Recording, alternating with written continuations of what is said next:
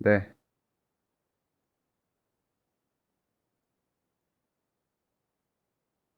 저희가 수업이 총 몇 명이었더라? 잠깐만요.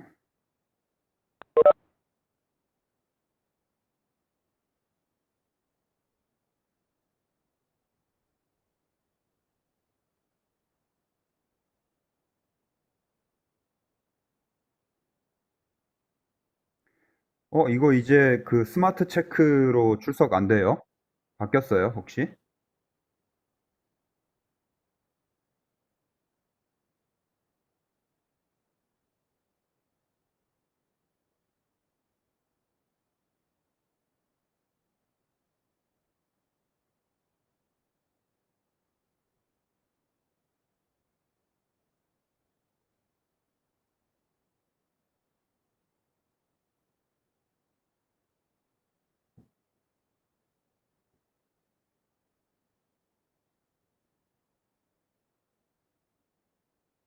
스마트 체크로 업데이트가 안 돼 있네, 수업 내용 업데이트가. 지난 학기 출석부만 떠 있고.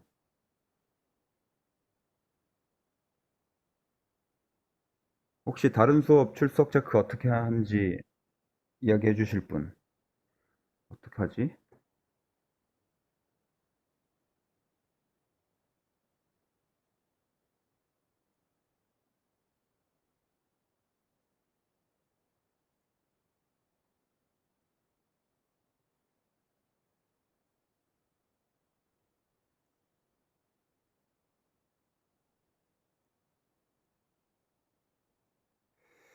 채팅으로. 음. 근데 뭐 어차피 참석자가 지금 이름이 다 떠 있는 상태라 제가 참석자를 보는 것 자체는 문제가 안 되는데, 어,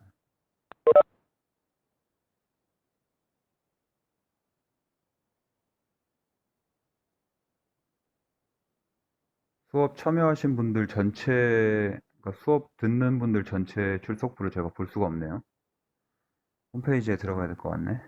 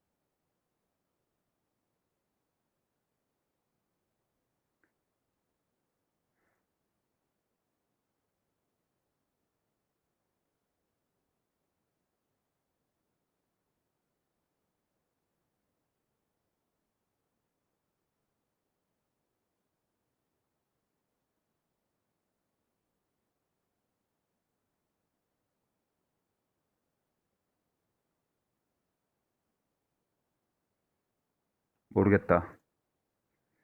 요거는 제가 나중에 해결하도록 하고 출석을 디지털로 하는 방법이 있을 것 같은데,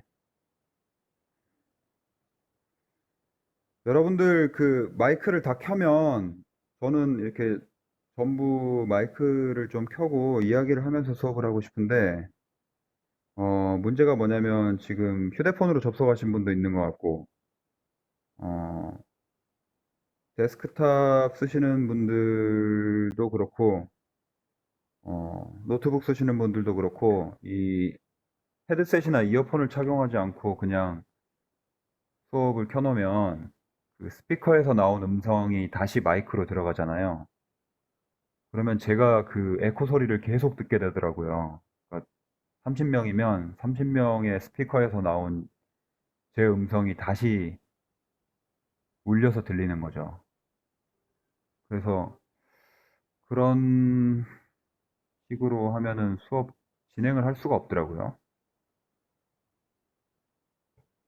그래서 여러분들이 어떻게 저랑 소통을 해야 될지 그게 좀 걱정이고, 어, 특히나 이 뭐 유튜브 스트림 같은 게 아니라 학교에서 사용하라고 하는 이 화상 채팅, 화상 회의 프로그램을 사용하면은 화면 공유를 하면서 여러분들 채팅 내용을 동시에 볼 수 있는 방법이 없는 것 같아요. 어떻게 해야 될지 좀 걱정이 되네.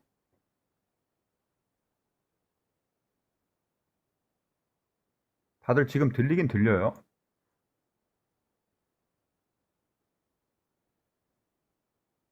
네. 아, 답답하네, 정말. 어떻게 해야 되지? 그, 다른 수업도 다 마이크 꺼놓고 그냥 일방적으로 수업하시나요? 이게 시차도 조금 있는 것 같고,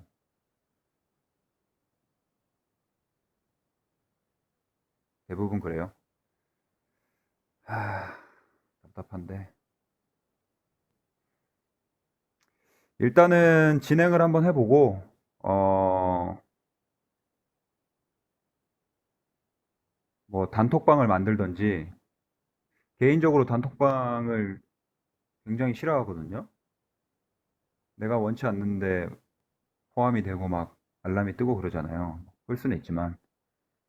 근데 그 내용 자체를 제가 뭐 말하는 거에 대해서 여러분들이 궁금한 게 있다거나 아니면은 뭐 실시간으로 소통할 수 있는 창구가 있으면 수업 진행이 훨씬 원활할 것 같은데 특히나 지금 이 그래스호퍼 수업은 생각보다 그 이해하지 않고 넘어가면은 배우기가 힘들어서 못 따라오시는 분들이 있으면 조금 챙겨줘야 되거든요. 네. 그런 방법에 대해서는 좀 고민을 한번 해봅시다. 일단 제 말은 다 잘 들린다니까 수업 진행을 해보고 어, 저희 수업이 총 몇 명이죠? 혹시 아시는 분 있나요? 지금 뭐 학교 홈페이지도 안 되는 부분이 있고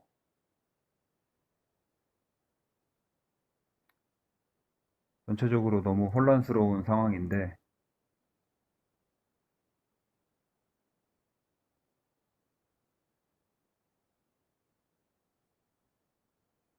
보자.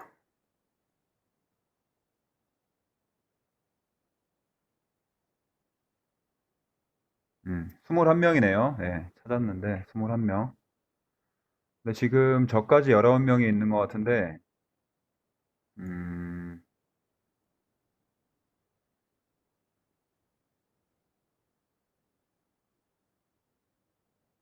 왜 출석을 부르는지 알겠네요. 제가 한 명 한 명 보고 순서대로 파악하기가 힘드니까 일단 출석 부상에 있는 이름을 제가 한번 쭉 불러볼게요. 그리고 지금 제 말이 들리고 여기 수업에 들어와 계시면 그냥 출석했습니다. 뭐 제가 알아먹을 수 있게 본인 이름으로 다 돼 있잖아요. 그렇게 채팅을 한 번만 쳐주세요. 이승환,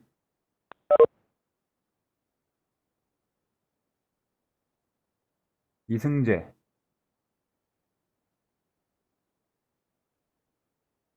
강영훈, 김홍기, 서동균,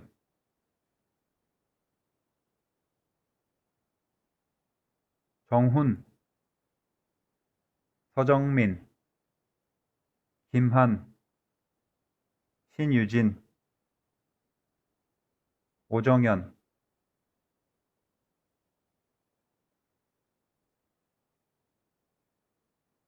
윤성만,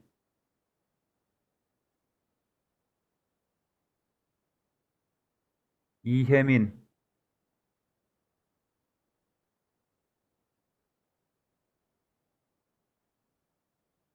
임태섭, 김유진,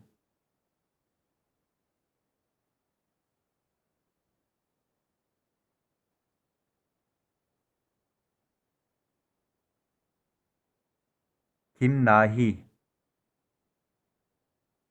김현정,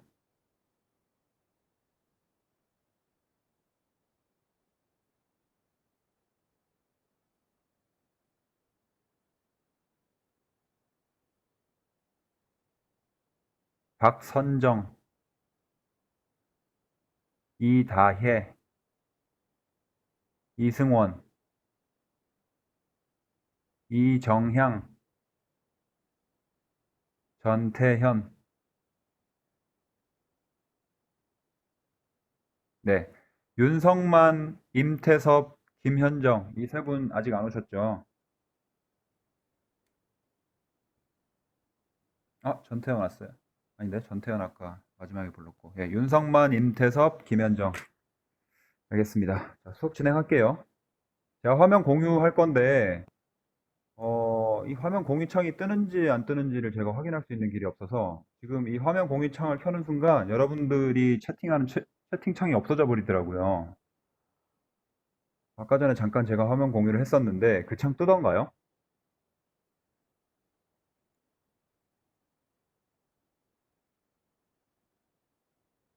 오케이.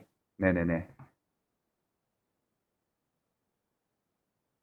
그러면 진행하죠.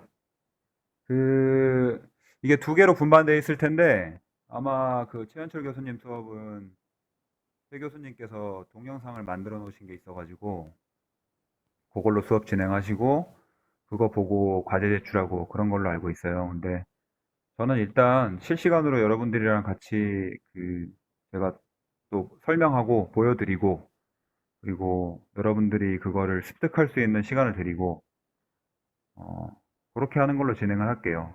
직접 그 수업 시간이 아니면 사실 여러분들이 라이너 켜가지고 혼자서 작업하기가 쉽지가 않아요. 그리고 그 마음 먹기도 힘들고 그래서 수업 시간에 쭉 같이 배우고 끝낸다는 생각으로 하시는 게 조금 더 편하지 않을까 생각이 들고, 그리고 수업 시간이 지금 금요일 오전 9시로 돼 있잖아요. 학교로 가는 게 아니라서 부담이 훨씬 덜할 거라고 생각이 되는데, 수업 시간은 9시 괜찮아요. 여러분들이 너무 불편하시면 제가 9시 반 정도로, 어, 미룰까 하는 생각도 있어요. 어차피 수업 진행 자체가 그 쉬는 시간까지 포함해서 4시간을 꽉 채우도록은 안 돼 있기 때문에, 여러분들이 원래 그 쉬는 시간이랑 이런 것들을 다 가지도록 보장이 되어 있거든요.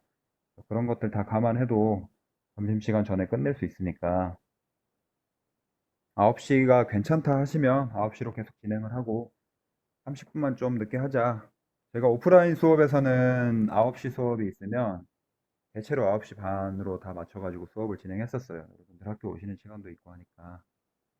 어때요? 괜찮아요? 여기 무슨 투표 기능 같은 거 혹시 있나? 음, 9시 반이면 좋겠어요. 말하는 사람이 우선이지. 말 안 하는 사람들은 동의한 걸로 하고 여기 있다.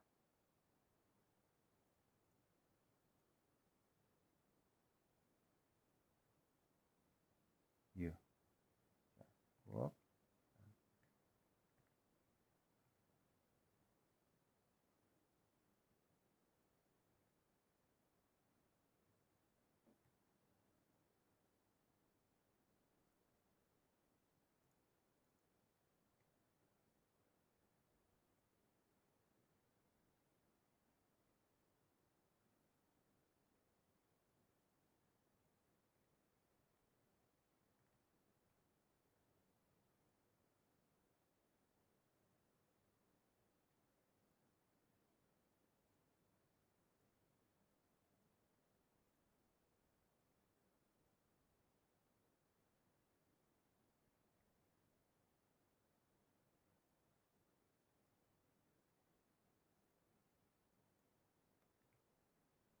이렇게 해가지고 어,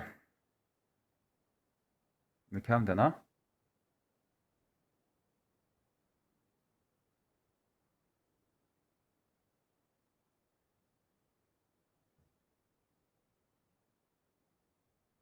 투표해보세요, 투표. 생각보다 그래도 잘 쓰는 것 같아. 금방 찾아서. 굉장하죠?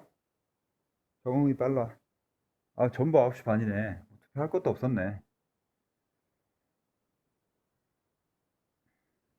집에서 해도 9시 반이 낫죠. 그리고 제가 대체로 오늘처럼 출석을 수업 시작하자마자 부르진 않아요. 어, 좀 정 없잖아.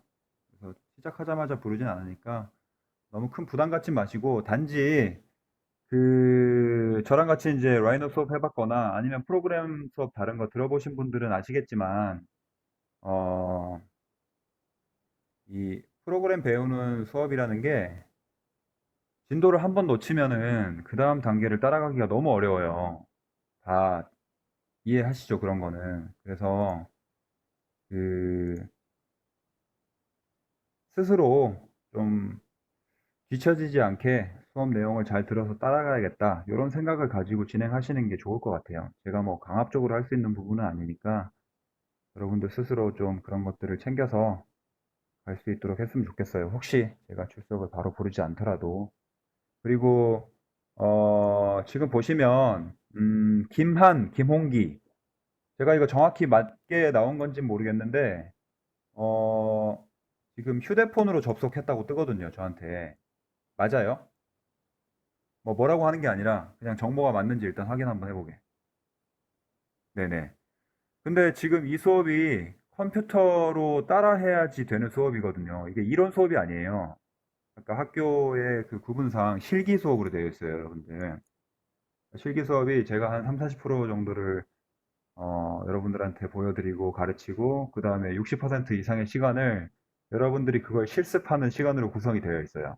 그러니까 그래야만 이 수업을 습득하고 따라오실 수가 있기 때문에. 근데 휴대폰으로 켜놓은 분들은, 아, 오케이. 예, 예, 예, 예, 예. 그러니까 듀얼 모니터가 아니니까 휴대폰으로 켜놓고, 데스크탑으로 따라한다, 이런 말씀이시죠? 예. 반드시 여러분들이 따라해 주셔야 돼요. 그래서 저는 이제 조금 걱정이 되는 건, 학교는 그 건축과의 라이너 프로그램을, 네, 라이너 프로그램이 다 설치가 돼 있어요. 학교 컴퓨터실에는. 라이센스 다 구비해서 설치가 되어 있는데, 여러분들이 이제 학교에 나갈 수가 없는 상황이다 보니까, 집에서 개인 컴퓨터로 수업을 하셔야 되잖아요. 그 프로그램에 대해서는 여러분들이 잘 구매해서, 그쵸? 열심히 돈 모아서 구매해가지고 다 잘 쓰시는 걸로 제가 알고 있어요. 저는 개인적으로 다 프로그램 구매해서 쓰고 있거든요. 그래서 그거는 잘 설치를 하시고, 당연히 지난 학기에 라이너 수업 배우셨고 쓰셨을 테니까 설치가 돼 있다고 보고 수업을 진행할게요.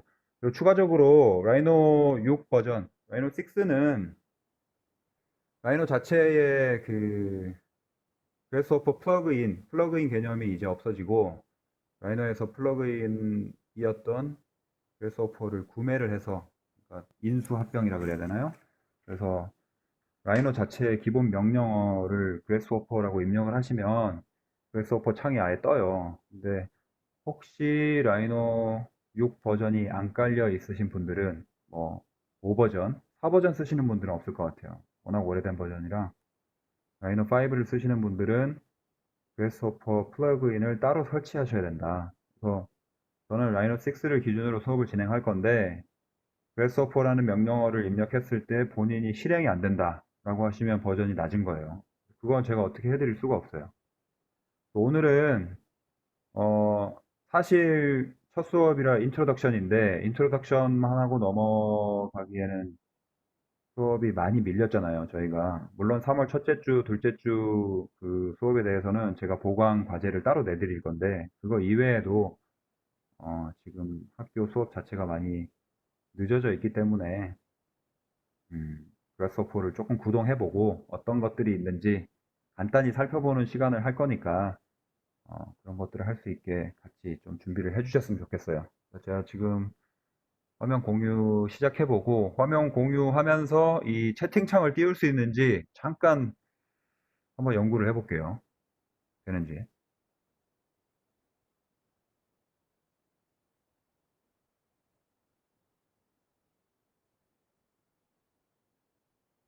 네, 일단 지금 제가 화면 공유를 켠 상태인데, 여기 있네. 찾았다, 찾았다. 오케이, 오케이. 그러면 이거를 옆으로 빼놓고, 네. 이렇게 하면 될 것 같네요. 자, 라이너 일단 구동을 해주고, 그 다음에 PDF 보면서 잠깐 설명드리고 같이 진행을 할게요.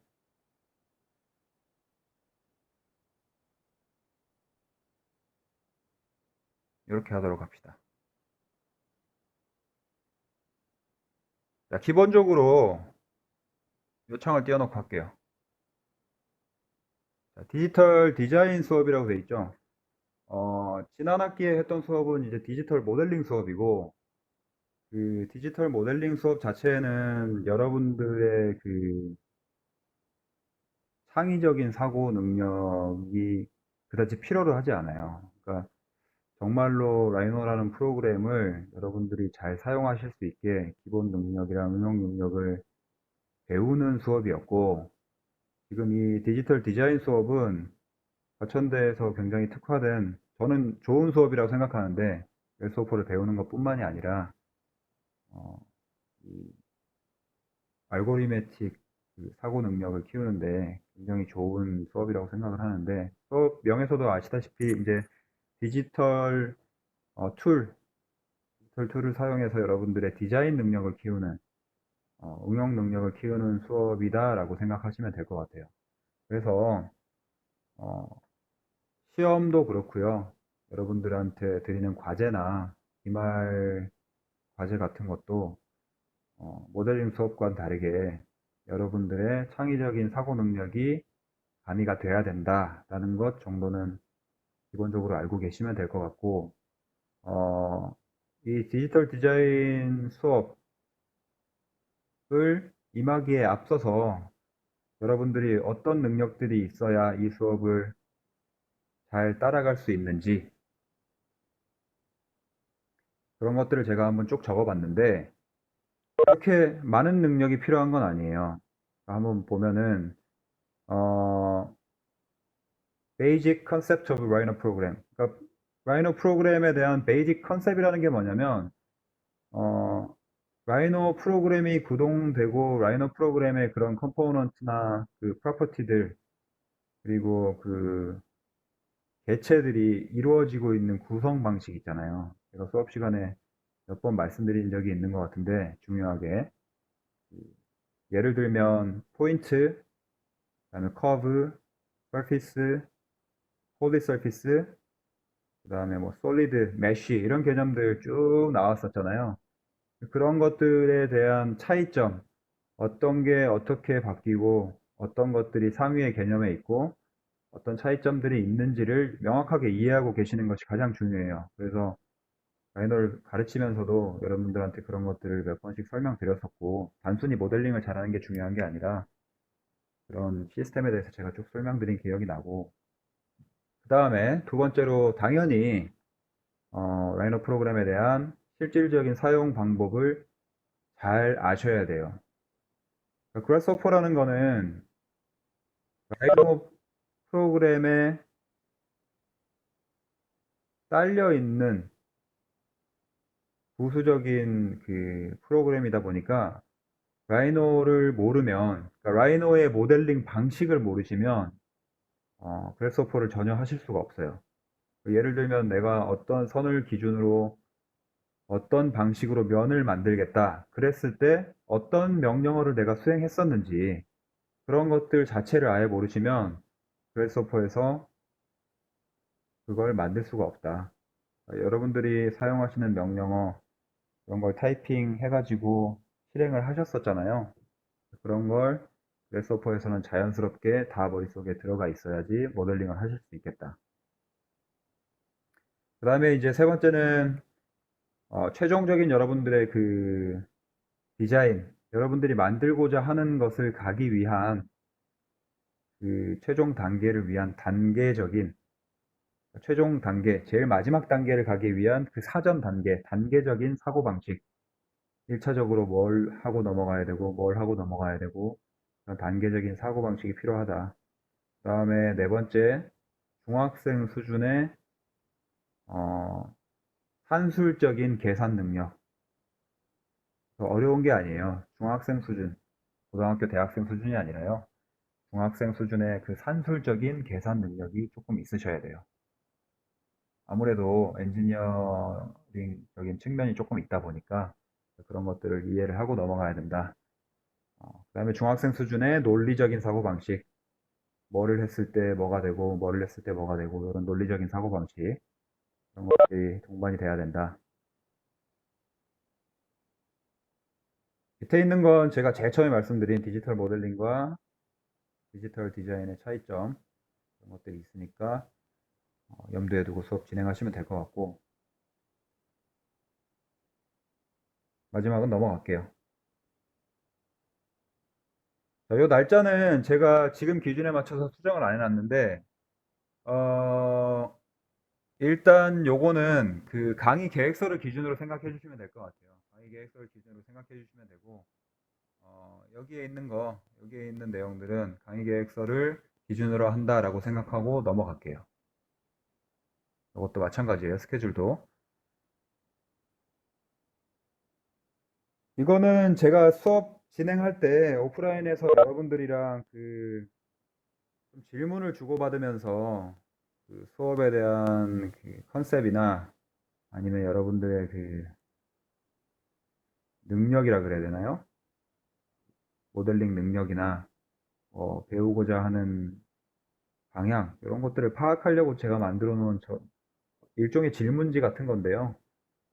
지금은 좀 상황상 어려우니까 이것도 넘어가도록 합시다.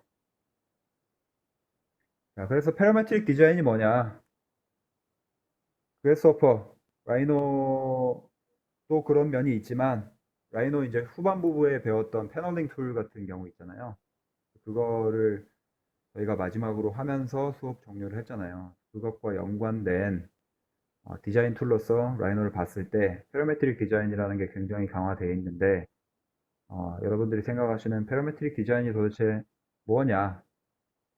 혹시 여기에 대해서 들어본 적이 있거나 아니면은 뭐 어떤 개념을 알고 있거나 이러신 분들이 있는지는 모르겠는데 패러메트릭 디자인이라는 거에 대해서 좀 개념을 잡고 나서 라이노가 이런 툴들, 그러니까 이런 모델링들, 이런 그 알고리메틱 시스템을 만드는데 적합한 것이다 라는 것을 이해하고 넘어가면 될 것 같아서 이거부터 이제 보여드릴게요.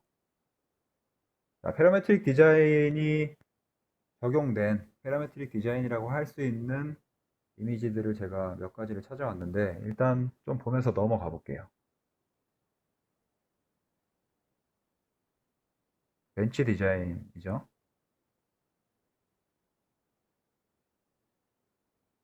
뭐 일종의 인면, 건축적으로 봤을 때는 인면 디자인이라고 볼 수도 있고요. 뭐 이런 것들, 이런 것들,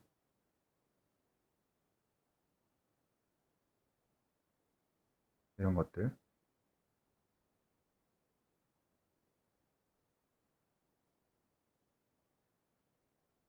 네, 이것도 다 실제로 지어진 건물이죠. 알바하 타워였나? 그럴 거예요, 아마 이름이.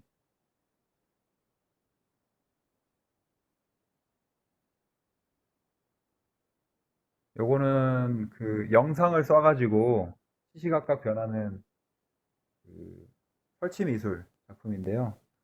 요거는 비디오 들어가면은 이게 움직이는 영상이 나와요. 어, 제가 이 자료는 다 공유해서 올려드릴 거니까 관심 있으신 분들은 들어가서 한번 보세요. 일단은 수업 시간에 보여드리진 않을게요. 넘어갈게요. 요게 쭉 물결 치면서 변화하는 모습을 보여주는 동영상이거든요. 자, 그래서 이런 디자인들이 있는데, 앞에 디자인들을 쭉 보면은 대체로 어떤 특징을 가지고 있는 것 같으세요? 요거는 찍어서 물어봐야지. 서동균. 제 이름이 익숙해가지고. 어? 제가 질문할지 알고 대답하신 거예요? 굉장히 빠른데? 네, 이상하고 있었습니다. 아, 대단한데? 예. 일종의 패턴이 있죠. 일종의 패턴이 있는데,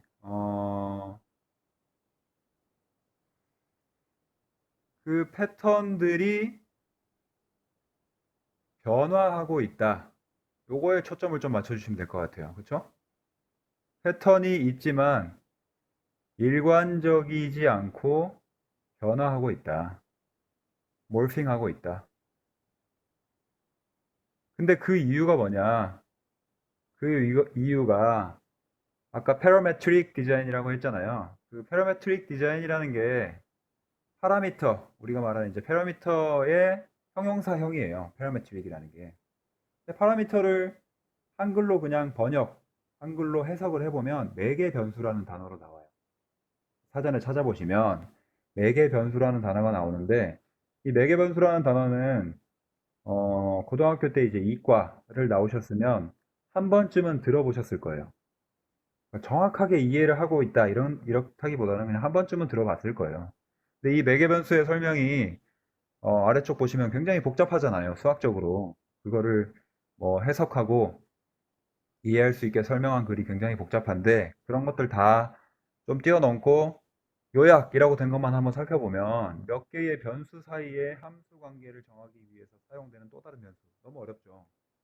예를 들면 뭐라고 할 수 있을까요? 음,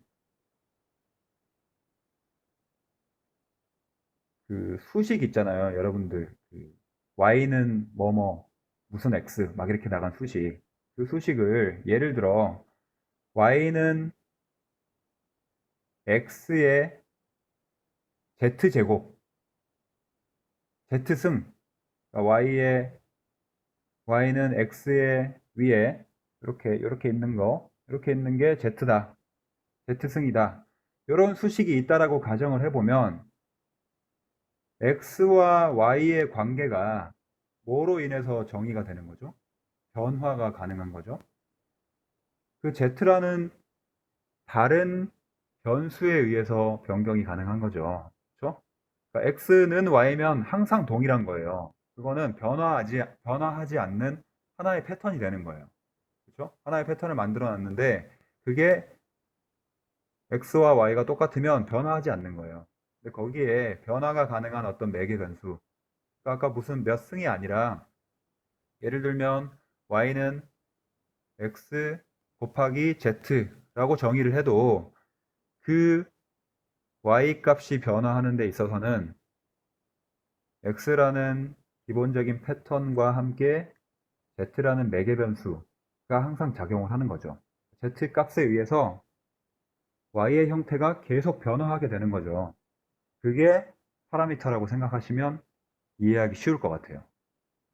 우리가 앞으로 만들 그래스호퍼의 패턴이나 모델링들은 파라미터를 만들어서 우리가 스스로 그런 파라미터 값들을 변화시켜 가면서 변화되는 패턴 값 모델링들을 살펴보는 과정을 하겠다라고 이해하시면 될 것 같아요.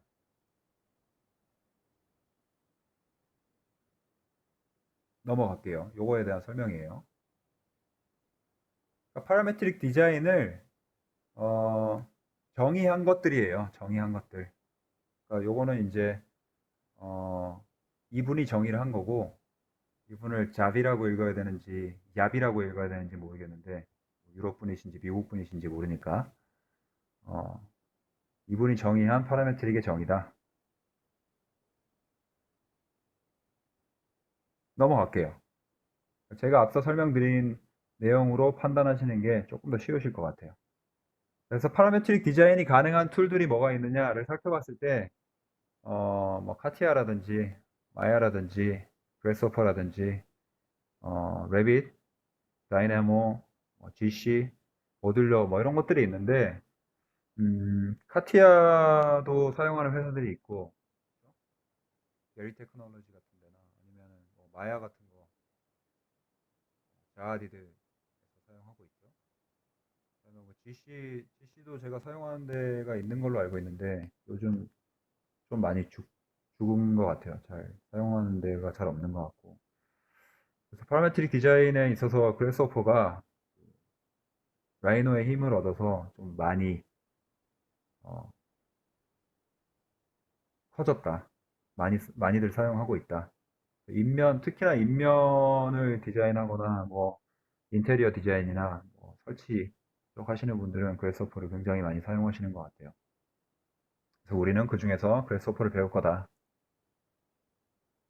파라메트릭 디자인은 앞에서 살펴본 내용이고, 이제 파라메트릭을 이용한 디자인, 파라메트리시즘이라는 이제 파라메트릭 주의, 그러니까 어떻게 보면 뭐 고전주의, 신고전주의, 뭐 그런 주의 있잖아요. 그런 것처럼 파라메트릭을 이용한 파라메트리시즘이라는 파라메트릭 주의가 있는데, 이거는 이제 그 패트릭 슈마우라는 사람이 만들어낸 단어예요. 패트릭 슈마우라는 사람이 누구냐면 하버드의 이제 수장이에요. 현재 예전에 자하가 살아 있을 때도 같이 그 디자인을 했었고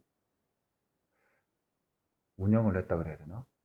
지금도 어, 이끌어가고 계신 분인데, 이분이 이제 파라메트리시즘이라는 파라메트릭 주의를 정의해서 말을 한 게 있는데, 이런 것들이에요. 이런 것들 중에 앞에 내용들은 쭉 읽어보고 넘어가시면 되고요. 잘 하시잖아요, 해석. 그죠? 우리가 필요한 건 요거죠, 요거. 자, 네거티브 프린시플스, 그다음에 포지티브 프린시플스 이렇게 나오는데, 어, 부정적인 원칙, 뭐 긍정적인 원칙 이렇게 구분이 되어 있는데, 뒤쪽에 있는 것들을 기억하시면 될 것 같아요. 타부라고 되는 건 이제 금기시 된다. 그다음에 도그마라고 된 건 이제 정설에서 꼭 지켜줘야 된다. 뭐 이런 뜻인데, 파라메트리시즘이라는 것을 만족시키기 위해서는 뭐를 꼭 가져가야 되고 뭐는 절대 하면 안 된다에 대한 내용이에요. 근데 그런 것들을 어, 대표적인 것만 좀 살펴보면, 자, 일단은 꼭 가져가야 된다라고 하는 게 뭐냐? 어떤 형태, 모든 형태들은 좀 말랑말랑해야 된다. 그러니까 뭐 우리 그 사고가 좀 말랑말랑하다 이런 이야기를 하잖아요. 그러니까 그런 것처럼 좀 디자인이 됐건 뭐가 됐건 어떤 형태에 있어서 그런 형태가 리지드, 경직되어 있지 않고 소프트해야 된다. 라는 말을 하고 있고, 그 다음에 시스템이 differentiated 해야 된다. 그거는 이제 어, 아까 말했듯이 이제 변화하고 조금씩 달라지고 서로서로 어떤 패턴이 있지만 A라는 패턴 안에 A, A-, A 다시 서로서로 붙어 있는 그런 것들이 조금씩 달라지면서 점진적으로 변화하고 같은 모습이 없는 그런 correlation이라고 하면 이제 관계는 있는 거예요. 서로 연관성은 가지고 있지만 differentiated 해야 된다. 그런 내용이고, 그다음에 뭐 마지막에 나온 것들 내용은 이제 communicate each other, 그러니까 서로 간에 그런 아까 말한 A-A-A-, 이런 것들이 서로 간의 연관성을 가지고 소통하고 있어야 된다. 이런 내용들을 말하는 거예요. 요것들은 만족시켜 줘야지 파라메트리시즘에 적합하겠다라는 이야기를 하는 거고, 그 위에 보시면 이제 네거티브라고 하는 거는 안 된다는 거예요. 이런 것들이 포함되어 있으면, 이런 형태를 띠고 있으면 이거는 파라메트리 디자인이 아니야라고 이야기를 한 건데, 뒤쪽에 이제 가르친 그런 것들에 대해서 살펴보시면 아까 제가 말씀드린 것처럼 소프트에 반대되는 개념, 리지드 폼, 딱 결합, 딱 고정돼서 변하지 않는, 그 그래스호퍼 배울 때도 이제 리지드 디자인, 리지드 폼에 대해서 제가 설명을 드렸잖아요. 여러분들이 모델링 하실 때 어, 리지드 디자인, 리지드 3D 모델링부터 하고 넘어갔잖아요. 그런 리지드 폼은 파라메트릭 디자인이 아니다. 절대 될 수가 없다라고 이야기를 하는 거고, 그 다음에 뒤쪽에 보면 이제 이게 중요한 거죠. 패턴을 가지고 있지만, simple repetition, 단순한 반복, 그렇죠? 단순한 반복이라는 거는 어, 변화하지 않고 계속 같은 내용이 연속된다는 걸 의미해요. 그래서 다양성이 부족한 단순한 반복으로는 파라메트리시즘이라고 할 수가 없겠다. 그렇죠? 어, 뭐 나머지도 비슷한 설명이에요. rigid functional stereotype, 그 스테레오타입을 가지고 있는 그 경직된 기능들, 그런 것들. segregated functional joining이라고 하는 거는 이제 그 연관성, 아까 이제 밑에서 말한 communicate each other이랑 좀 상반된 개념이라고 생각하시면 될 것 같은데, 분리가 돼서 완전히 분리가 돼서 그 조닝 자체가 아예 그 떨어져 버린 것. 그러니까 이런 것들이 이제 뭐냐면, 제가 나중에 뭐 중간 소과제라든지 기말 마감, 특히 이제 기말 과제할 때 이런 실수를 많이 저지르시는데, 예를 들면 그런 거예요. 내가 어떤 기말 과제에 그래서폴을 이용한 대규모 마스터 플랜을 계획하겠다. 실제로 이제 그렇게 계획을 해서 과제를 하시는 분들이 많은데, 제가 샘플 이미지들은 그 선배님들 과제했던 것들은 좀 보여드릴 거예요, 나중에. 그런 것 중에, parametricism, parametric 디자인에 적합하지 않은 게 뭐냐면, 그 수업 시간에 배운 내용들이 굉장히 많기 때문에 그런 것들을 하나하나 좀 다 써보고 싶어서 예를 들면 그런 거예요. 어떤 큰 단지, 네모난 단지를 자기가 구획을 해가지고 그 단지를 그냥 등분을 시켜요. 뭐 4등분, 6등분. 그래서 우리가 일반적으로 그 단위 구획하듯이 뚝뚝뚝 잘라놔요. 그럼 자르면 대지가 따로 생길 거 아니에요. 분할된 필지가 생길 거 아니에요. 그죠?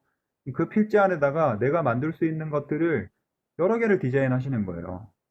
근데 그 디자인된 건물 하나하나는 예를 들어 페라메트릭시즌, 페라메트릭 디자인을 가지고 있는데 결과적으로 그 전체의 마스터 플랜을 계획한 마스터 건축가라는 측면에서 봤을 때는 그 필지 안에 있는 A 필지, B 필지, C 필지에 있는 건물이라든지 뭐 스트리트 퍼니처라든지 이런 것들의 형상이 서로의 연관성이 전혀 없이 여기서 말한 것처럼 조닝으로 세그리게이티드 돼 있기 때문에 분할이 되어 버리기 때문에 연관성이 없이 그 전체의 마스터 플랜을 놓고 봤을 때는 페라메트리시즘이라고 볼 수 없다.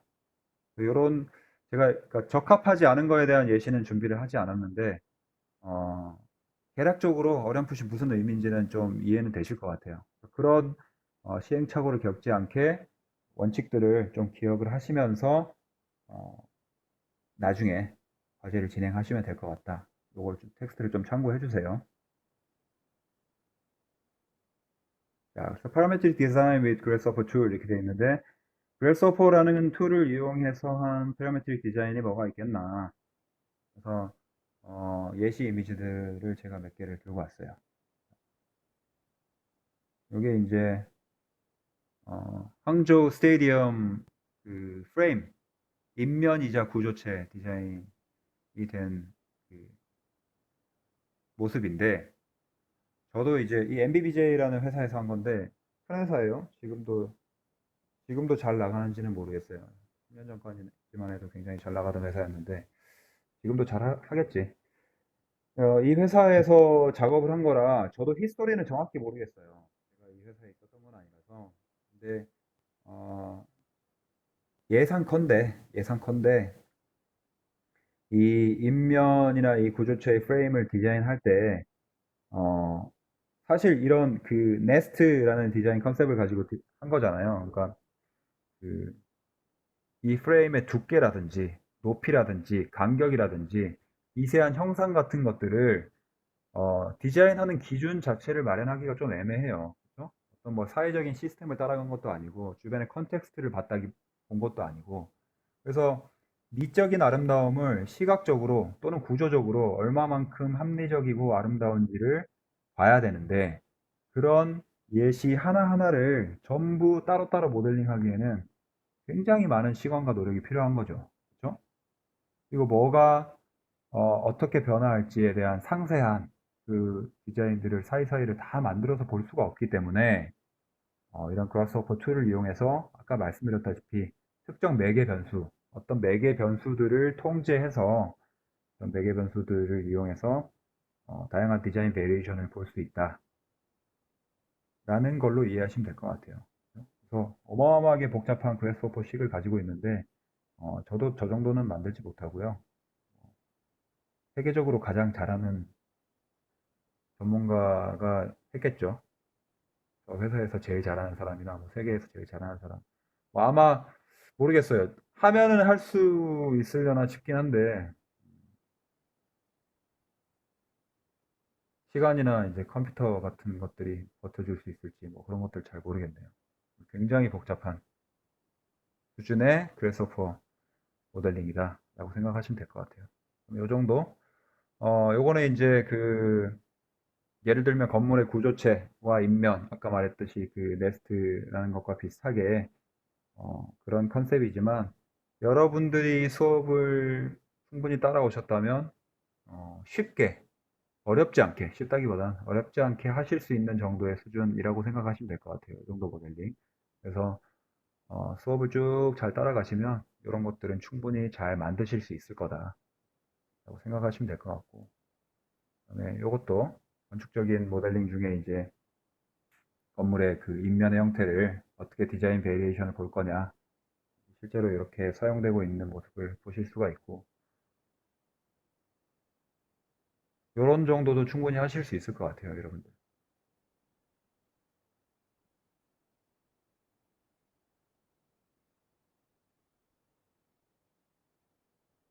위쪽은 이제 신발 그 바닥 패턴 디자인인데, 음, 요즘 신발 같은 거 이렇게 가서 밑바닥 딱 보면은 많이들 느낄 거예요. 예전이랑 다르게, 예전에는 이제 이 자른 걸 또 자르고 또 자르고 하는 이제 섭 디비전, 디바이드를 계속 분화해 나가는, 그러니까 뭐 사각형이 있으면 가로 세로로 걔네들을 자르고 또 자르고 또 자르고 잘라서, 어, 실제 신발의 그 사람 발 모양을 따라가면은 직선이 없잖아요. 굉장히 유선형의 형태를 가지고 있는데, 이런 형태와 무관하게 예전에는 신발 그 전체적인 패턴이라든지 바닥 패턴이 디자인 됐었어요. 요즘 그 신발 패턴 디자인, 실제로 여러분들 가게 가서 이렇게 살펴보시면 이런 그래스호퍼를 사용한, 그래스호퍼가 아니더라도 컴퓨터 프로그램을 사용한 이런 그 패러메트릭 디자인 패턴들 많이 보실 수 있을 거예요. 몇 군데만 찾아가서 뒤집어 봐도 분명히 보실 수 있을 거예요. 이런 부분에서도 실제로 잘 활용할 수 있겠다. 그래서 요게 이제 사실은 여러분들이 첫 주차에 수업을 해야 되는 내용이에요. 여러분들이 첫 주차에 제가 요거 수업하고 이제 인트로덕션 하고 넘어가는데, 오늘은 그래스호퍼를 켜서 간단한 그 기능들 어떻게 구성되어 있는지 이런 것들은 일단 살펴보고 넘어갈게요. 너무 억울해하지 마시고, 아시겠죠?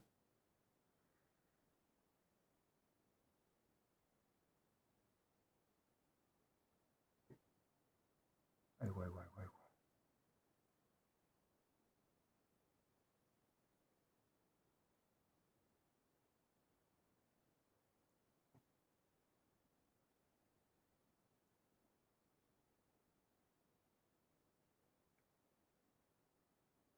임태섭, 윤성만 왔고, 김현정 왔어요.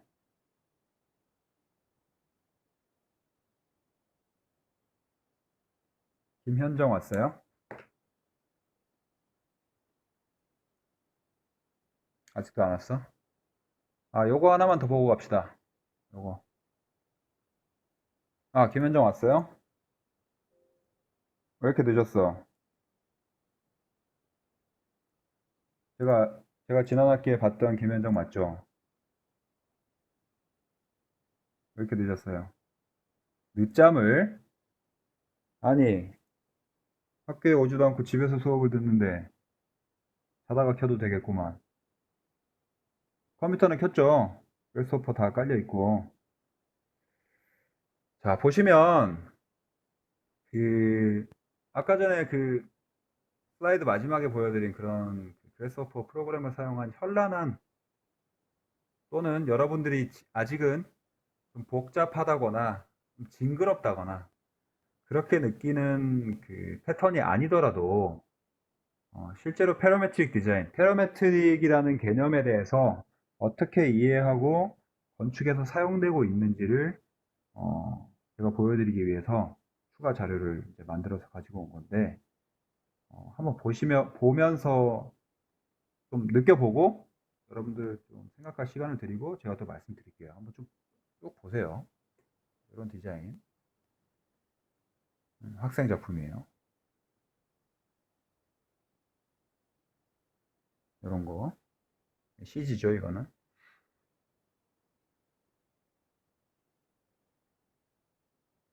사실 지금 보시는 이런 그 건축물 디자인은 이게 왜 무슨 패러메트릭 디자인이야라고 생각하실 수 있잖아요. 그래서 이거는 패러메트릭 디자인이라고 정의하기는 힘들어요. 정의하기는 힘들고, 이런 건물들을 디자인하실 때 여러분들이 본인도 모르게 디자인 공부, 건축을 쭉 배워가시면 본인도 모르게 그런 것들이 잘 녹아서 습득되게 돼요. 그런 게 어디서 드러나고 있는지 그런 것들을 제가 설명을 드릴게요.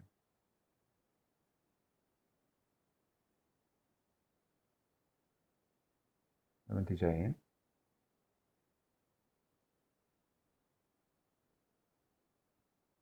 이런 것들.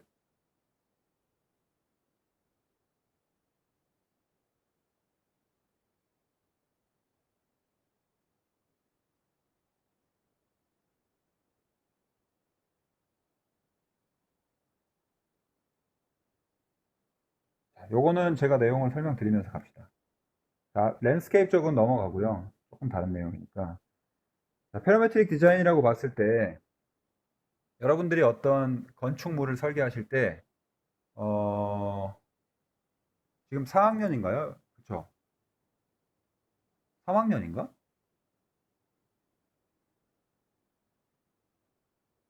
몇 학년이죠? 아, 3학년, 이제 3학년이야.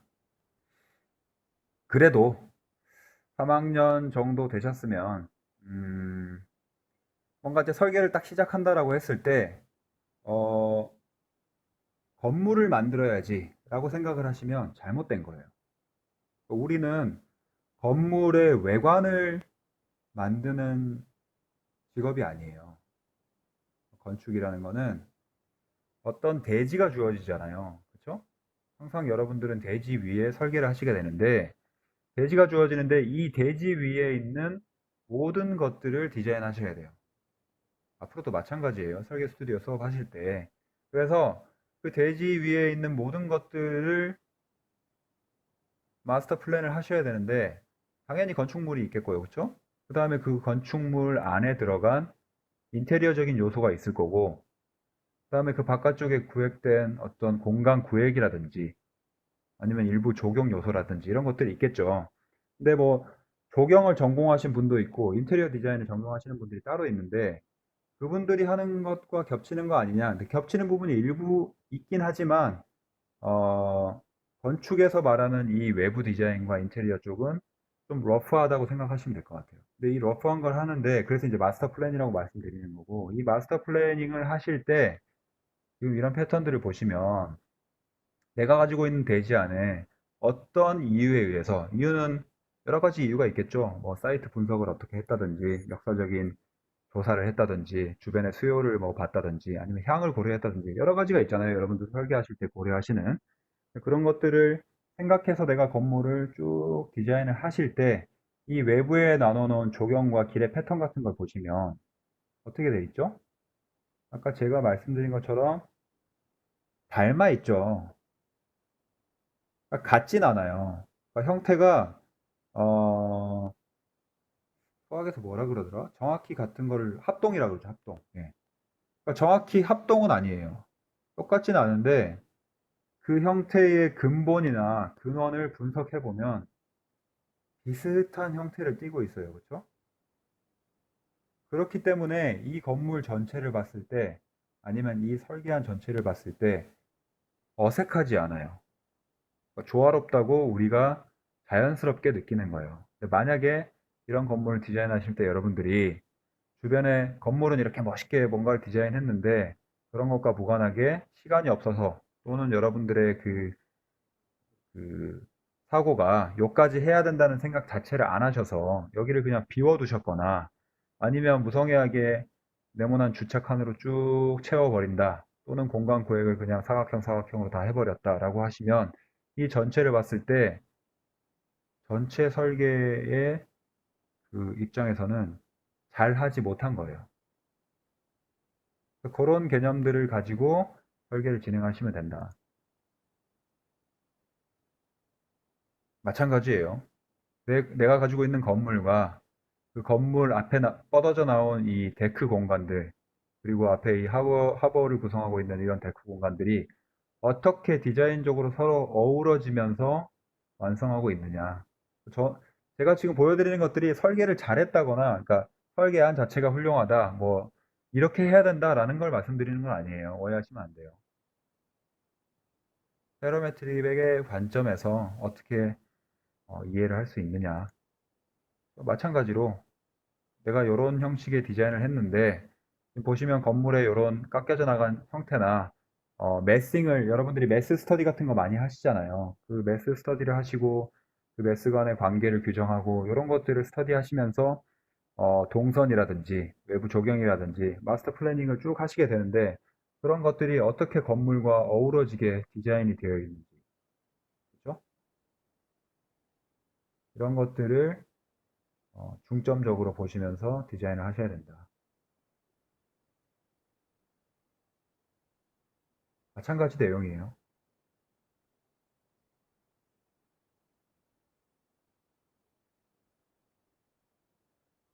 그렇죠? 적용해서 적용 회사에서 디자인을 한 건데 비슷한 디자이너들이 다 비슷한 생각을 가지고 있죠. 그러니까 여러분들이 보시는 뭐 사용하고 계시는 휴대폰 같은 것만 봐도 그 휴대폰의 그 틀을 만들고 있는 하드 머티리얼, 그 물질이랑 실제로 그 안쪽에 들어가 있는 아이콘들 같은 거 있잖아요. OS라고 하죠. 그런 것들이 어떻게 조화롭게 구성이 되고 어우러지고 있는지 이런 것들을 살펴보면 이 파라메트릭 디자인이라는 게 생각보다는 우리가 디자인하는데 밀접하게 연관성을 가지고 있다. 그렇죠? 뭔가 일정한 패턴, 형태가 반복이 되고 있는데 똑같지는 않은. 넘어갈게요. 마찬가지로 제가 자동차 디자인 이야기를 가끔 하는데요. 가끔 하는데 어, 이제 자동차라는 게 건축적으로 봤을 때요. 인간이 거주할 수 있는, 거주한다기엔 조금 거창한데 거주와 비슷하게 활동할 수 있는 가장 작은 집이라고 생각하면 될 것 같은데 실제로 캠핑카라든지 뭐 차박, SUV로 차박들 많이 하시잖아요. 그런 개념으로 봤을 때 자동차 디자인이 건축과 밀접하게 연관을 가지고 있어요, 생각보다. 그리고 자동차 디자인이 건축보다는 스케일이 훨씬 작기 때문에 그 디자인의 변화 속도가 어, 빨라요. 그러니까 그 산업 기술의 발전에 즉각적으로 영향을 받는 게 이제 자동차 디자인 쪽이거든요. 물론 제품 디자인이 그것보다는 훨씬 빠르겠지만 건축적으로 봤을 때 연관성이 있는 걸로 봤을 때 그래서 자동차 디자인이 되어 있는 그 어떤 유행이라든지 습성, 패턴 같은 게 건축에서 한참 뒤에 적용이 되고 이제 나타나는데 그래서 저는 자동차 디자인을 좀 유심 있게 보는 편이거든요. 이런 것들 보시면 실제로 그 자동차 센터페시아를 구성하고 있는 공간에서 어떻게 조닝을 하고, 그렇죠? 건축적으로 봤을 때 어떻게 조닝을 하고 그 조언 안에서 뭔가의 건물의 푸티지, 그 건물이 들어갈 그런 외곽선을 규정을 하고 내부 공간을 다시 쪼개고 있느냐. 이런 형태와 모양들, 그런 조화 같은 걸 생각해 보시면 어떤 연관성을 가지고 볼 수 있는지 예상은 되실 것 같아요. 그러니까 이거는 지금 나온 지 10년이 조금 더 된 디자인인데 지금 봐도 그렇게 위화감이 들거나 어색하지 않죠. 잘 된 디자인이라고 생각할 수 있을 것 같아요. 그렇죠? 마찬가지로 이런 형태, 그렇죠? 조금씩 유선형의 형태로 가고 있는데 이런 큰 형태에서 오른쪽에 있는 이 조그만 아일랜드 같은 형태가 어떻게 변화가 되고 닮아 있고 이 내부에 들어가 있는 패널들이 어떻게 구성되어 있는지 이런 것들을 바로바로 느끼실 수 있을 것 같아요. 제가 마우스 움직이는 거 혹시 보이나요? 요거 보이는 줄 알고 제가 지금 계속 설명하고 있는데 오케이 오케이. 네. 자, 그래서 비교하려고 제가 들고 왔는데 어, 옛날 디자인이죠. 70년대 벤츠 디자인인데 그 당시만 하더라도 그 디자이너들이요 그 패러메트릭 디자인이라는 거에 대해서 생각을 못한 건 아니에요. 그렇죠? 생각을 못한 건 아니에요. 어떻게 구성을 하고 그 안에 뭐가 들어가고. 그러니까 근데 지금 왜 이렇게 어색하고 딱딱해 보이냐? 이때는 금형 기술, 뭔가를 만드는 것에 대한 기술력이 부족해가지고 이렇게밖에 찍어낼 수가 없었던 거예요. 그래서 사람들이 기술력에 따라서 사고방식이 달라져요. 우리는 기술력이 계속 발전하고 우리가 원하는 것을 사실 건축에서도 자본만 있으면 다 만들 수 있어요. 근데 건축은 차와 다르게 어마어마한 돈이 들어가기 때문에 실행을 안 할 뿐이지 기술력은 이미 충분히 마련되어 있다고 생각이 되는데 그런 것들이 디벨롭 되면서 우리의 사고방식이 어떻게 같이 변화해야 되는지 그런 것들을 한번 느껴보시면 될 것 같아요. 자, 이 디자인은 왜 좀 구려 보이죠?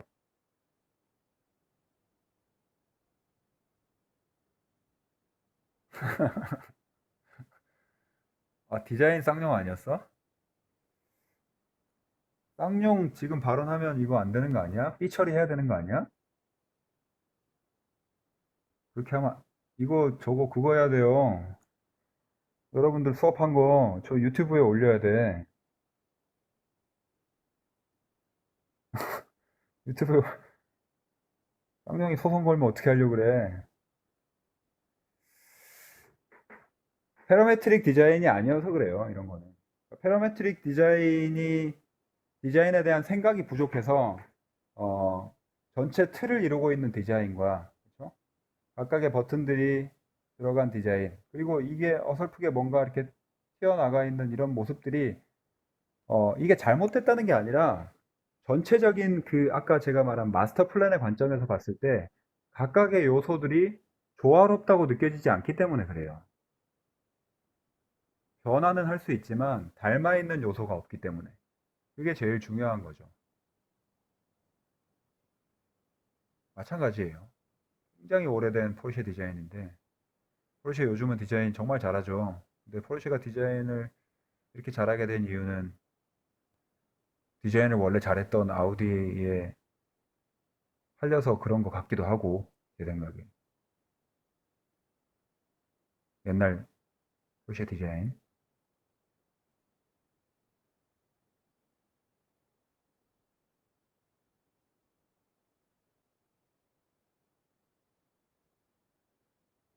조금 조금씩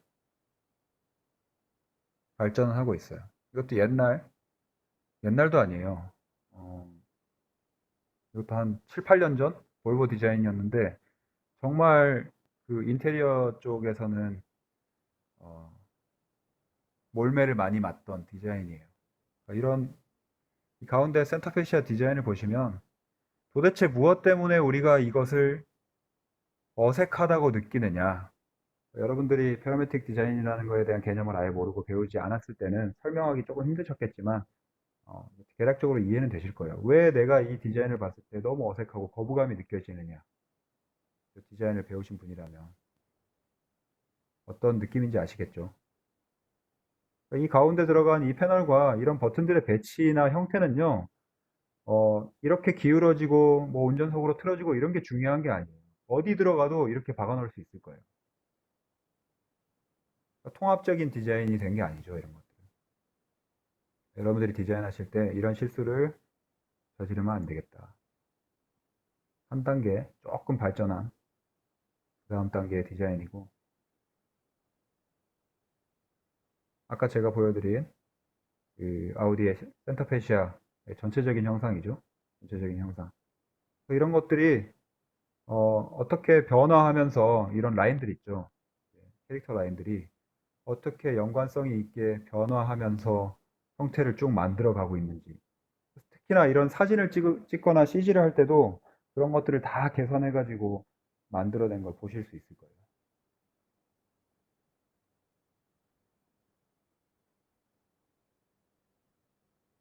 캐딜락 디자인인데 호불호는 갈릴 수 있어요. 호불호는 갈릴 수 있지만 디자인적 관점에서 봤을 때 잘 된 디자인이에요. 이런 것들.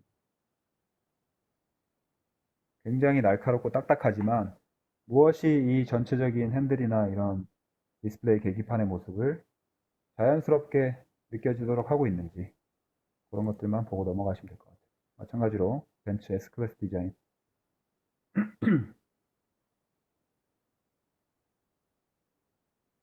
여기 람보르기니 우루스였나요? 그 디자인일 거예요. 많이 발전했죠. 네. 본인들의 컨셉을 살리면서 어떻게 그런 것들을 쭉 디자인을 통합적으로 할 수 있을지에 대한 고민이 들어간 디자인이라고 볼 수 있겠죠. 제가 정말 싫어하는 자동차의 디자인, 자동차가 아니라, 정말 싫어하는 자동차가 아니라, 정말 싫어하는 자동차 디자인이 테슬라 인테리어인데요. 어, 획기적이라고 말을 처음 하시는 분들도 있고, 저는 그 미국에 있을 때 테슬라가 그때 처음 나와가지고 직접 너무 궁금해서 가서 봤었어요. 가서 봤는데 정말 이 가운데에 어마어마한 크기의 그 패널을 아이패드 같은 걸 딱 때려 박아 놨거든요. 이게 뭐냐면 물론 다른 부분들 뭐 좀 미니멀하게 하면서 디자인을 좀 잘했는데 이 안쪽에 있는 이 패널을 때려 박아 넣으면서 안쪽 이 패널 내에서 모든 걸 해결하도록 바꿨잖아요. 그러니까 그 시스템 자체는 센세이셔널 하다라고 말을 할 수 있겠지만 디자인적인 관점에서 봤을 때는 굉장히 무성의한 디자인이라고 볼 수 있어요. 이 안쪽에 있는 모든 것들을 소프트웨어적인 측면으로 넘겨버리고 디자인을 그냥 던져버리고 네모난 패널, 아무런 변화가 없는 거대한 네모난 패널을 갖다 박아버리고 심지어 곡률도 전혀 없이 그냥 정말 평평한 네모의 패널이거든요. 그런 걸 갖다 박아버리고 디자인을 끝낸 거예요. 나머지 내부에 있는 디자인들은 소프트웨어의 발전에 맞춰서 계속 변화는 하겠죠. 하지만 이 안쪽에 있는 이런 디자인들, 아이콘들, 이런 배치들이 도대체 이 자동차와 어떤 연관성을 가지고 이런 거대한 부분을 차지하고 있느냐. 그런 관점에서 봤을 때 굉장히 무성의한 디자인이다. 하지만 이 정도만 해도 테슬라 차량에서는 가장 비싼 그 위치에 있는 자동차 인테리어죠. 테슬라에서 가장 저렴한 모델로 나온 지금 모델 3 디자인이 어떻게 돼 있죠? 이렇게 돼 있어요. 이렇게. 이거는 어, 미니멀 하다기에는 조금 미안한 정도예요. 이 정도는. 자동차 디자인 하시는 분들 뭐 참고도 많이 하시지만 어, 실제로 자동차 디자인 하시는 분들도 그런 이야기를 많이 하세요. 그러니까 자동차 디자인에 어, 시간과 노력, 인테리어 쪽, 인테리어 측면에서 봤을 때 노력이 많이 들어간 부분은 아니다. 그러니까 정말 싼 가격에, 합리적인 가격에 이런 전기차를 만들기 위해서 어, 만든 거지 잘 된 건 아닌 거죠. 아까보다 훨씬 심하죠. 심지어 이 디스플레이 패널을 내부의 디자인과 맞춰가지고 형태를 잡아서 넣은 게 아니라 그냥 모든 건 다 만들어 놓고 그냥 거기와 아무런 상관이 없는 하지만 반드시 필요하니까 그 자동차의 모든 것들을 표현할 수 있는 디스플레이 패널을 가운데다가 그냥 턱 갖다 박아버린 거죠. 그러니까 이거는 자동차 디자인적인 측면뿐만이 아니라 디자인 전체적인 측면에서 봤을 때도 이 패널은 누군가가 들고 다니는 거대한 태블릿 PC를 그냥 자석으로 고정시켜 놨다고 해도 아무런 상관이 없을 정도로 어, 기괴한 모습을 하고 있죠. 여러분들이 건물을 설계하실 때도 같은 개념이에요. 같은 개념. 어떤 요소, 어떤 동, 뭔가를 디자인하실 때 이런 식으로 디자인하시면 안 돼요. 건축은 무조건 커스텀 디자인이잖아요. 그렇죠? 건축은 제품이 아니에요. 찍어내는 공장에서 찍어낼 수 있는 제품이 아니기 때문에 무조건 커스텀 디자인이기 때문에 여러분들은 절대 이렇게 하시면 안 돼요. 이건. 네, 마찬가지로 앞서 보여드린 그 테슬라 디자인과 비슷하지만 디자인을 열심히 하고 돈을 많이 쓰고 공을 들였을 때 어떻게 바뀌어질 수 있는지. 그렇죠? 레인지로버 디자인인데 이 디스플레이 패널들, 디스플레이 패널이거든요, 전부. 얘네들이 쭉 이어져서 한 군데 턱 박혀 있는 거랑 뭔가 전체적인 형상들, 기능에 따른 분류, 조닝, 그 안에 들어가는 내용들이 어떻게 분화돼서 조화롭게 디자인을 할 수 있는지 그런 것들을 보시면 될 것 같아요. 마찬가지예요.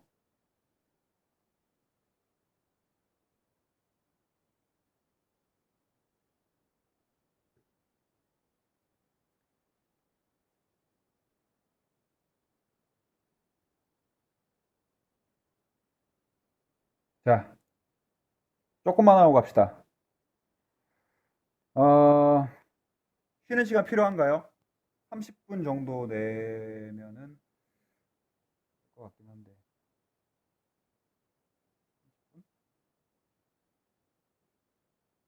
어때요? 쉬는 시간 필요해요? 쉬는 시간도 괜찮은 것 같아요. 왜냐하면 집에서 수업 들으시니까 쉬는 시간도 정말 편하게 쉬시더라고. 물론 잠들면 안 되겠죠. 네, 알겠습니다. 그러면 쉬는 시간을 지금 10시 10분이거든요. 10시 20분에 다시 모이는 걸로 할게요. 10시 20분에. 10시 20분까지 쉬었다가 다시 봅시다.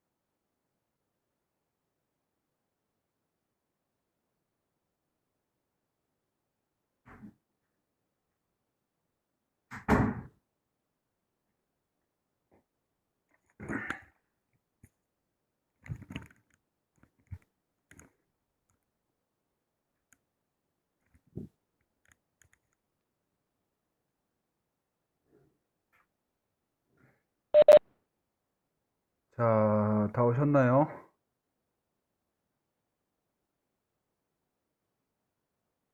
네.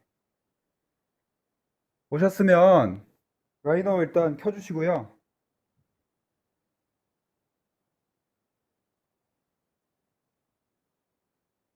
네, 라이너 켜주시고, 라이너를 켜주신 다음에 바로 명령어 창에다가 이제 여러분들이 여기다가 모델링 하실 일은 없어요. 그래서 보시면서 이 창은 그래서포로 모델링 한 거를 실시간으로 확인하는 창이다라고 생각하시면 될 것 같아요. 투시더뷰로 보통 보면서 확인하게 되실 거고, 명령어 창에다가 바로 그래스호퍼 이렇게 입력하시거나 또는 어디 있더라? 아이콘이 어디 나와 있었는데 스탠다드에 있었나? 아, 여기 있네요. 여기 New in V6에서 버전 6에서 새로 추가된 기능들에서 제일 앞에 그래스호퍼, 버전 6에서 그래스호퍼가 라이너 자체에 포함되었다 라고 생각하시면 될 것 같아요. 그래서 그래스호퍼 입력하시거나 요거 누르시거나 누르면 그래스호퍼가 구동이 될 겁니다. 제가 기존에 이제 모델링 했던 게 쭉 같이 나오는데 꺼줄게요.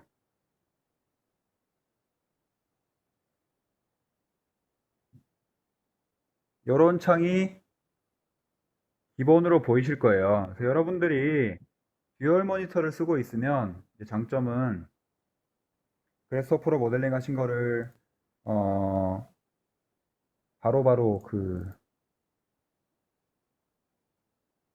뭐라 그래야 되지?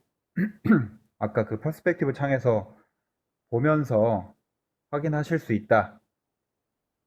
여기서 그 로직을 짜고 바로 우측 화면에서 확인하실 수 있는데, 만약에 이제 여러분들이 듀얼 모니터가 아니라면 어쩔 수 없이 화면을 뭐 반반 이렇게, 그죠? 이렇게 반, 나머지도 이렇게 반 해놓고 모델링을 하셔야겠죠. 이런 식으로. 그래서 내가 모델링한 거, 뭐 좌우는 뭐 알아서 하시고, 내가 모델링한 게 바로 어, 뭐 왼쪽이든 오른쪽이든 보여질 수 있게 준비를 해 두시면 될 것 같아요.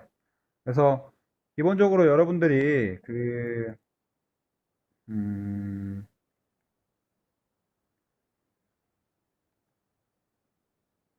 기본적으로 여러분들이 그 모델링 하시는 뭐라 그래야지 방법이랑 똑같이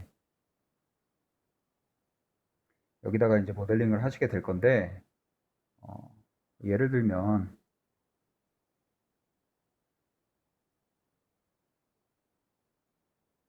들면 지금 제가 모델링한 게 예를 들면 이런 로직이다라고 했을 때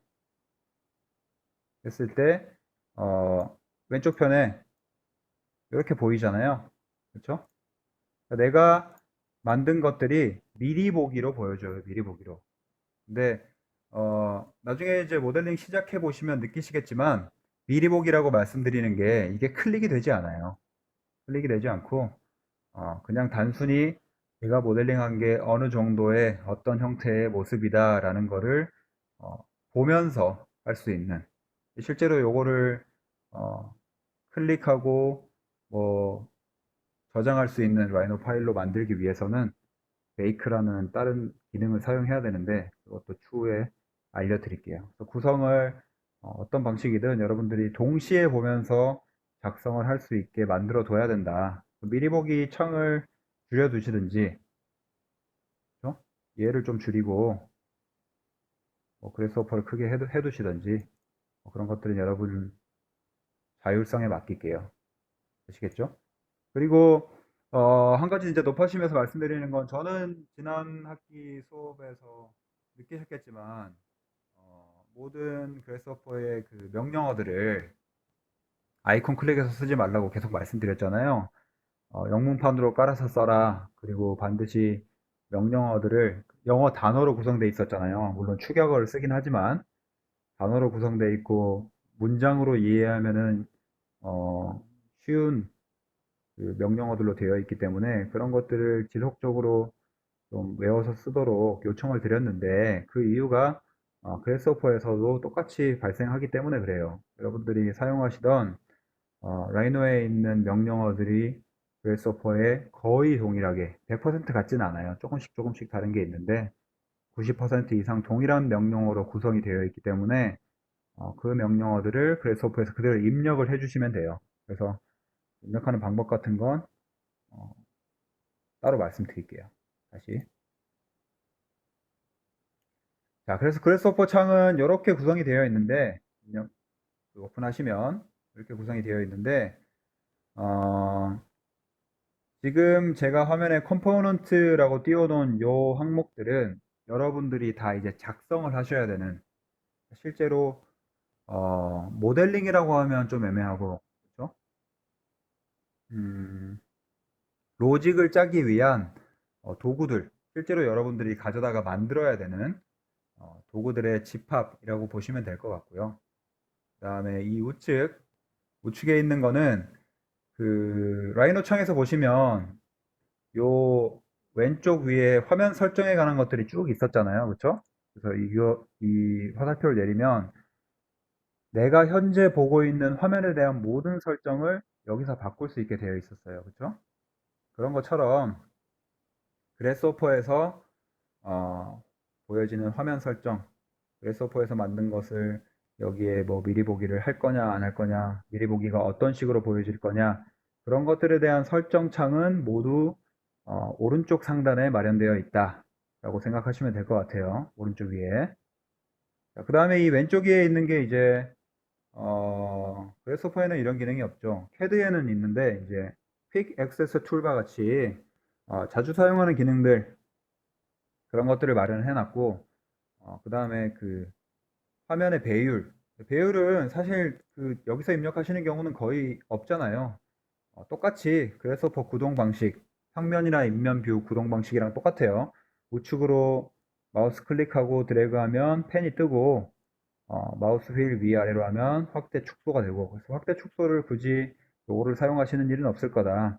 단지 이제 이 오른쪽에 보시면 View Entire Document라고 되어 있죠. 다큐멘트라고 정의를 하고 있네요. 다큐멘트라고 우리도 부르죠.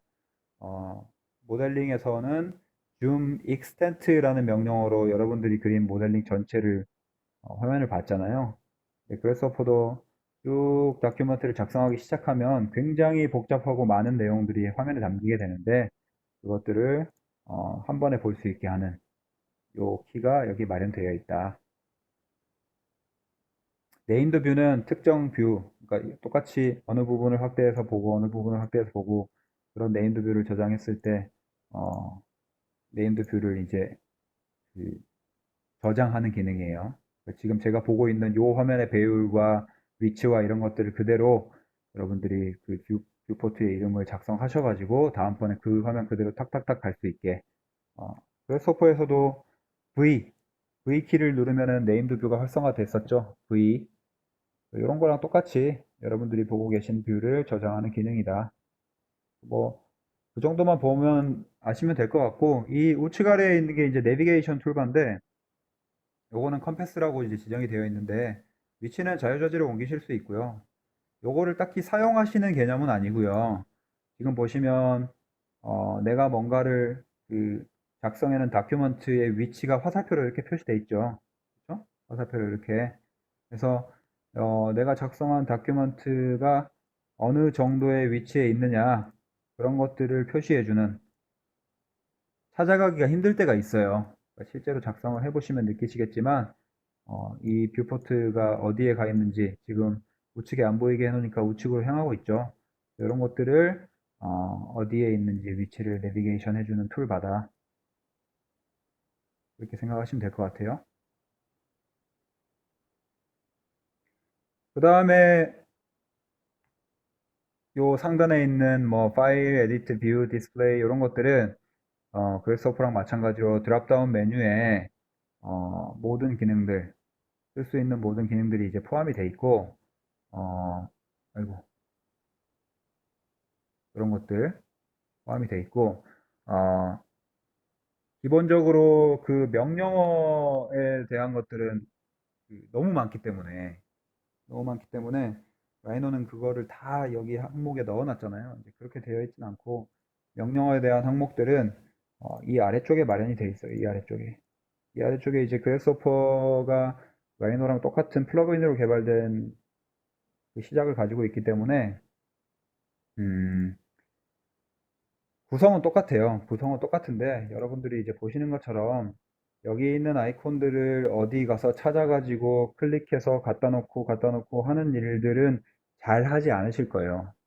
대부분 제가 계속 기존에 수업한 대로 어, 그라스호퍼랑 라이노에서 사용하는 어떤 단어들이 있었잖아요. 그 시스템적인 단어들, 뭐 포인트는 PT로 쓴다든지, 서피스를 SRF로 쓴다든지, 뭐 셀렉트는 SEL로 쓴다든지 이런 거에 대한 개념을 충분히 가지고 계시고 암기하고 있다면, 충분히 잘 사용하고 계시다면, 그래서퍼도 라이노랑 똑같이 명령어를 입력해서 작성하시는 게 훨씬 빠르고 편한 방법이 되겠다. 그래서 어차피 이 프로그램 자체는 처음 배운다고 가정을 하시면 그런 식으로 연습을 해서 좀 몸에 익숙하게 습득 해두시는 게 좋지 않을까라는 생각이 들어요.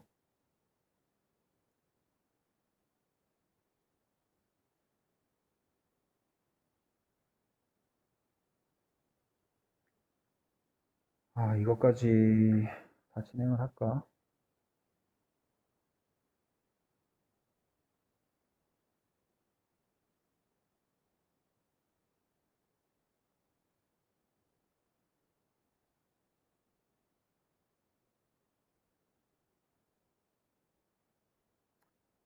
요거는 다음 주부터 합시다.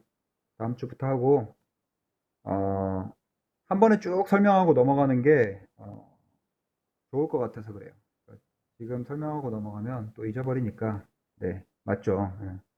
한 번에 쭉 하시는 게 기억하기 쉽고, 어, 어차피 지금 설명하면 다음 주에 다시 해야 될 것 같거든요. 기억 못 하시니까. 그래서 이번 주는 오리엔테이션 겸 인트로덕션으로 수업을 진행했고, 그 수업 자료, 지금 여러분들이 보시는 화면에 대한 내용이나 수업 자료는 제가 그 온라인,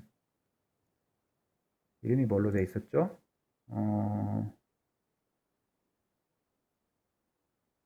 아이고, 사캠.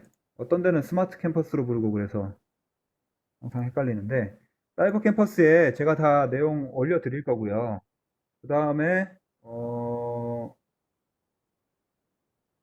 이번 주는 당연히 아니고, 제가 수업 시간 중간 언젠가에 3월 첫 주, 둘째 주에 대한 보강 과제, 간단한 과제, 뭐 그렇게 어려운 거 내드리지 않을 거예요. 간단한 과제, 보강 과제를 내드리면, 그 3월 첫째 주, 둘째 주 항목에 제가 그 보관 과제 업로드 창을 만들어 놓을게요. 그러니까 미리 만들어 놓을 수도 있는데 뭐 벌써 뭐 업로드 해야 되지 이렇게 생각하실 필요는 없고 언젠가 제가 과제를 내드리면 각 주차에 맞게 그냥 업로드를 하시면 출석 대체로 해서 인정을 해드리겠다. 그거는 제가 창을 미리 만들어 놓고 오늘 수업한 거 자체를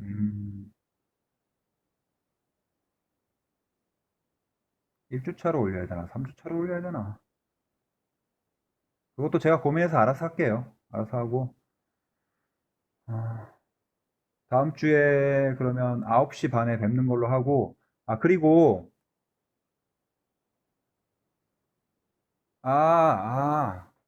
수업 자체가 3월 30일 개강으로 돼 있군요. 그래서 종강 자체가 늦춰졌지. 그러면 보강 필요 없어요. 예. 그러네요. 그러네요. 공지를 받았던 기억이 나네요. 그러면 보강 과제 자체는 아예 필요가 없고, 첫 주 차로 해서 첫 주 수업을 바로 올려드리고, 그냥 수업 진행하면 될 것 같네요. 그리고 학교에서 이거 요청을 한 건데, 온라인 강의에 대해서 학생들이 이제 다시 볼 수 있게 그 자료를 좀, 유튜브로 올려달라, 이렇게 메일이 왔었어요. 다른 수업도 혹시 다 그렇게 하나요? 유튜브에 업로드를 해주시나요? 다른 수업은 어떻게 하나요? 아니에요? 안 올려도 돼요? 올리라 그러던데. 그래서 그 최현철 교수님은 아예 유튜브 페이지에 강의 내용이 다 올라가 있고, 아예 그걸로 보고 과제를 한다고 하더라고요. 그러니까 따로 업로드하고 올릴 필요 없이 이미 다 그 올려놓으셨더라고요. 그러니까 지난 학기, 지지난 학기 그렇게 수업을 하셔가지고, 어, 근데 그래소폰은 올리면 훨씬 도움 되긴 하니까 조금 걱정이 되는 거는 이제 올리면은 여러분들 제가 이제 편집 같은 거는 실력이 딸려서 막 멋들어지게 편집 이런 거 못하고 안 할 거거든요. 하는 거 그대로 올릴 거라서 조금 걱정이 되는데 여러분들 학교 다니는 게 비밀이신 분 있나요? 출석 부르고 이랬잖아요. 학교 다니는 게 비밀이신 분 있어요? 제가 다행히 그 캠 안 켰잖아요. 그래서 여러분들 초상권이 있으시니까 여러분들 초상권이 있어서 캠을 안 켜서 제가 쉐어한 화면 그 왼쪽에 있는 모니터만 계속 쉐어를 해놓고 봤는데 여러분들 이름은 동명이인도 많으니까 그런 거는 괜찮죠? 막 나중에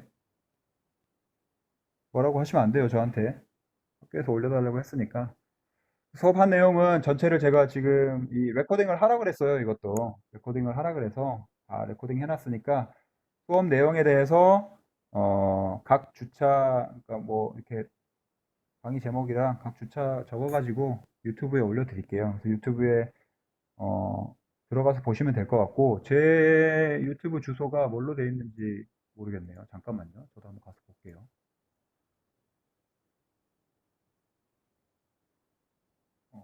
부끄러우니까 채팅창도 잠깐 가려놓고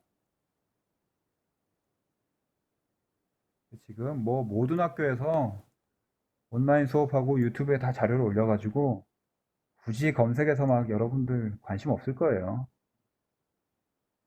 다들 많은 수업하니까.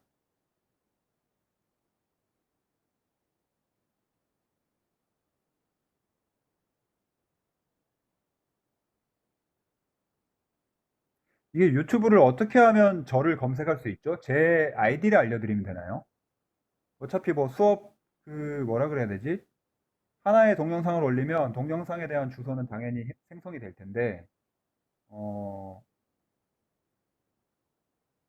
아니면 그렇게 하죠. 제가 동영상 하나를 업로드한 다음에 어, 네, 영상 링크를 한번 줄게요. 영상 링크를 그 사이버 캠퍼스에 한번 올려드릴 테니까 그 영상 링크 따라서 가신 다음에 보시면 될 것 같아요. 뭐 매주 제가 올려드리든지 아니면 귀찮으면 한번 올려드리면 뭐 제 채널 와가지고 보시든지 그렇게 해가지고 여러분들 그 앞으로 수업하시는 거 쭉 따라 하실 수 있게 그리고 그 유튜브에 올려준다고 결석하시면 안 돼요. 그 수업 시간 빠지고 유튜브 영상을 3시간 넘게 보고 따라 한다는 그런 믿음이 있진 않거든요. 수업 시간에 다 진행하는 걸로 합시다. 오늘 수업은 여기까지 하고 다음 주에 9시 반에 뵙도록 할게요. 다음 주에 봐요. 안녕. 바이바이. 수고하셨습니다. 네, 고생했어요. 바이.